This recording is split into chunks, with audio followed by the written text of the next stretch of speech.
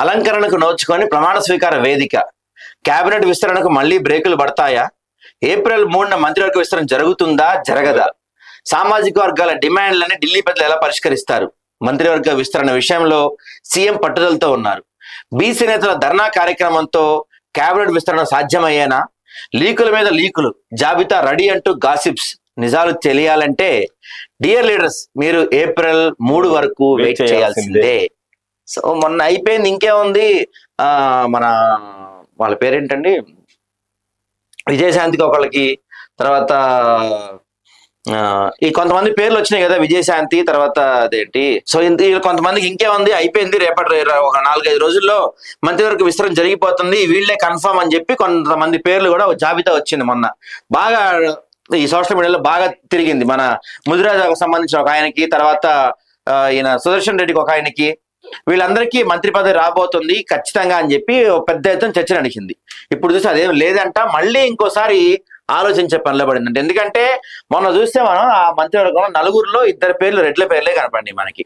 కాబట్టి మరోసారి బీసీలేమో గొడవ చేస్తున్నారు.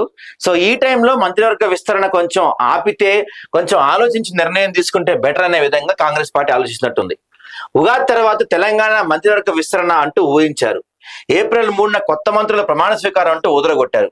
అయితే ముహూర్త సమయం సమీపిస్తున్నా ఆ ఊసే ప్రస్తావనే లేదు.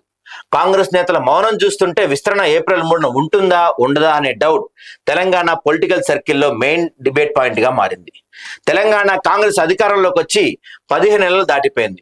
2023 డిసెంబర్లో ప్రభుత్వం కొలువైనప్పుడు ఏర్పడిన మంత్రివర్గమే ఇప్పటికీ కంటిన్యూ అవుతుంది.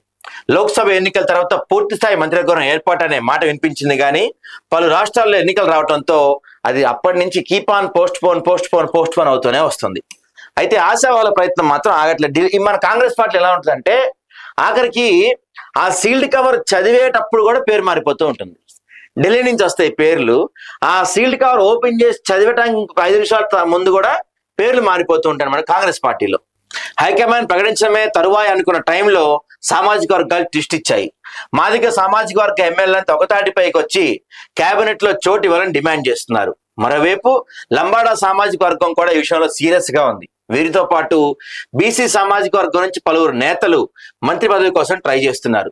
ఇలా సామాజిక వర్గాల డిమాండ్లతో డైలమాలో పడిన కేంద్రానికి తమ జిల్లాలకు ప్రాతినిధ్యం కల్పించాలంటూ రంగారెడ్డి జిల్లా నేతలు మరో బిగ్ ట్విస్ట్ ఇస్తున్నారు.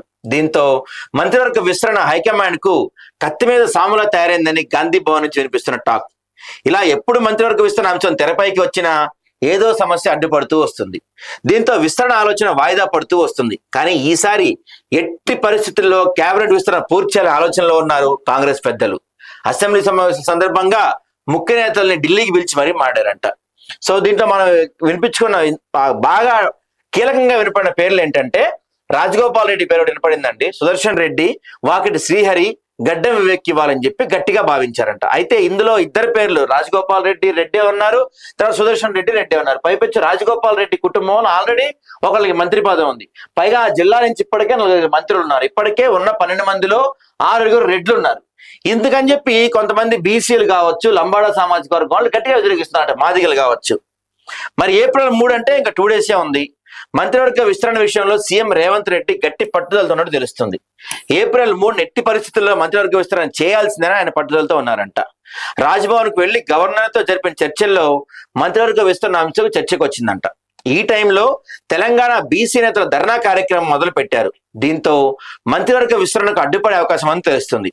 ఏప్రిల్ 2న ఢిల్లీలోని జంతర్ మంతర్ వద్ద తెలంగాణ బీసీ నేతల ధర్నా కార్యక్రమం ఉంది. బీసీలకు 42% రిజర్వేషన్ కల్పించాలని అసెంబ్లీలో ఆమోదించిన బిల్లుకు కేంద్రం ఆమోదం తెలపాలనే డిమాండ్తో ధర్నా కార్యక్రమం చేపట్టారు.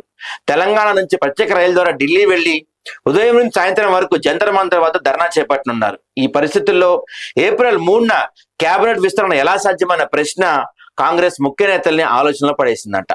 మొత్తం మీద తెలంగాణ కేబినెట్ నిత్యం ఏదో గండం అడ్డుపడుతూ వస్తుంది. వీటన్నిటిని దాటుకొని ఏప్రిల్ 3న మంత్రివర్గ విస్తరణ ఉంటుందా, లేదంటే షరా మామూలే అన్నట్లు మరోసారి వాయిదా పడుతుందని తేలాలంటే మరో 2 రోజులు వెయిట్ చేయాల్సిందే. ఇందాక కూడా నేను చెప్పా కదా, కాంగ్రెస్ పార్టీ ఎలా ఉంటుందంటే last minute sealed cover open చేసి పేర్లు చదువుతున్నప్పుడు కూడా పేర్లు మారిపోయేంత స్వేచ్ఛ ఉంటుంది కాంగ్రెస్ పార్టీలో. చూడాలి మరి ఏప్రిల్ 3వ తారీఖు వరకు కూడా మంత్రివర్గ విస్తరణ ఉంటుందా, ఉంటే ఈ పేర్లే ఉంటాయా, వీళ్ళు కాకుండా ఇంకెవరైనా ఉంటారనేది కూడా సస్పెన్సే మనకి ఇక్కడైతే.